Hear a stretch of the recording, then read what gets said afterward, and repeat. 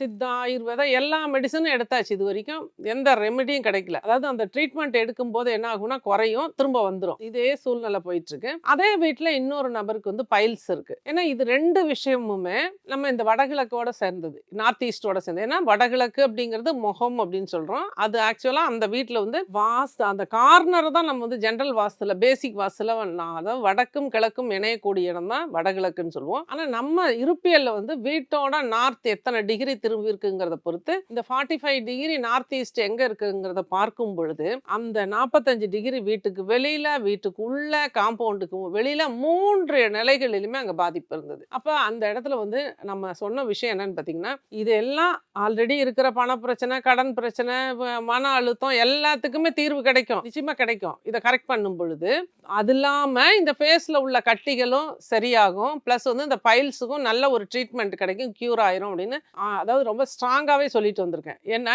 என்னோட இருப்பியல் மேல எனக்கு அவ்ளோ நம்பிக்கை.